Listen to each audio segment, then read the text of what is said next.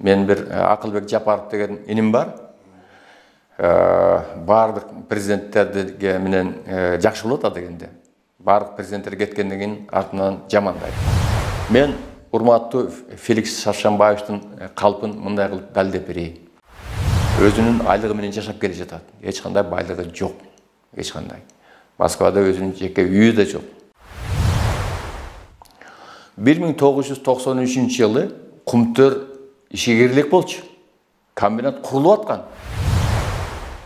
Анан эмеге Лондонго жөнөтүшүп, анан валютаны жасап беришкен да, сомду жасап беришкен. Мына мен өзүмдү алсам, мен Акаевдардын үй бүлөсүнө бир тыйын берген эмесмин. Сом эмес, тыйын берген эмесмин да. Анан Акаев жеп кеткен, ичип кеткенин бар жалган экенин мен жакшы билем. Кумтөрдө бир да акциясы жок. Эгерде мына Кумтөрдөн жеп кеткен, ичип кеткен деп айтып атышпайбы? Мына мен bir Акылбек Жапаров деген иним бар. Бардық президенттерге менен жакшы болот а дегенде.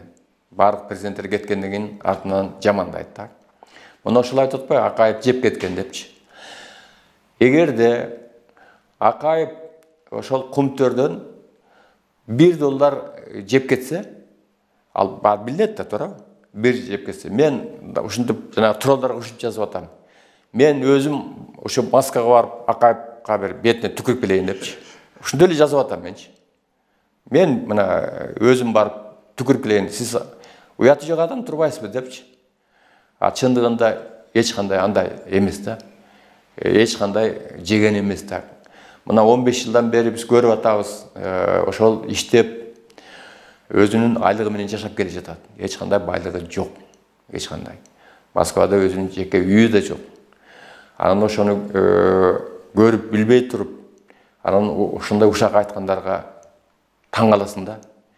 Мен аларды түздөн түз эле айтам. Алар акмактар да, акмактар. Башка мындай аныктама бере албайм да. Жанагы анан Швейцарияга алтын чыгарып ташып кеткен деген Кулов баштап айтып атат да. Ушул нерсеге да бир өзүңүз пикириңизди айтып. Мен Феликс Куловдун жазганын окудум.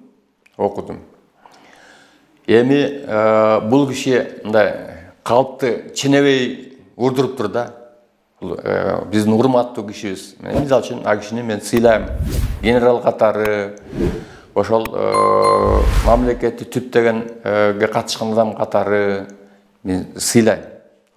Бирок ушул жерден калпты ушунчалык айтканына мен таң калдым да. Бул кишинин жанына эмне күч келди депчи. Ал жазып атат. 1993-жылы дейт, Акаев 1,5 тонна алтын, Кумтөрдүн алтынын Швейцарияга алып чыгып кеткен. Мен каршы болгом, ошон үчүн мени тиги кызматтан алып салды деп атат да. Мен каршы болгондугум үчүн деп. Мен урматтуу Феликс Шаршамбаевдин калпын мындай кылып далилдеп берейин. 1993-жылы Кумтөр ишегерлик болчу. Комбинат курулуп аткан. Анан мен ойлоп калдым. Бул киши бир Кумтөргө барып, бир күрөк менен казып келсе керек да. Өзү күрөк менен казып, анан Акаевга берсе керек мына ушул Кумтөрдүн алтыны депчи. Болбой албайбы? 1997-жылы биринчи алтын уже чыга баштаган. А бул киши айтып атат 93-жылы Кумтөрдүн алтынын Швейцарияга жөнөтүлгөн деп. 1,5 тонна Швейцарияга кеткени чын. Аны Акаев эч качан жашырган эмес. Ал деген баягы сомду чыгаралы деп, улуттук валютаны чыгаралы деп акча таппай, ошондон баягы жашырып эч ким билбеш керек болчу да. Муну эгер билип калса, Назарбаев менен Каримов сразу Кыргызстанды блокадага алмак да. Эмне үчүн сен өзүңдүн валютаны киргизип атасың деп. Мына ошондуктан тем более Россия рубль бербей коймок да. Ошо менен биз отуруп калмакпыз, акча жок отуруп калмакпыз. Ошон үчүн эч кимге айтпай 3-4 эле киши билген болуш керек. Анан ошондой кылып депутаттар да билген эмес да. Бир депутатка билсе эле болду да, бүт баарын жайып салат да. Мына ошондо 1,5 тонна алтынды Макмалдын алтыны бар экен.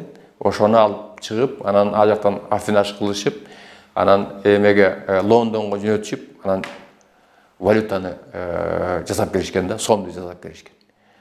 Мына ошону Акаев канча айтты. Аны комиссия бүт тактаган. Бирок болбой эле ушакчыларга айла жооптун да. Булар тынбайт экен да. Эптеп эле ушул ушак айта бериш керек экен да. Мына мезгил, убакыт Акаевдин ал мындай алтындын коррупциясына эч тесиси жок экенин толук далилдеп берди.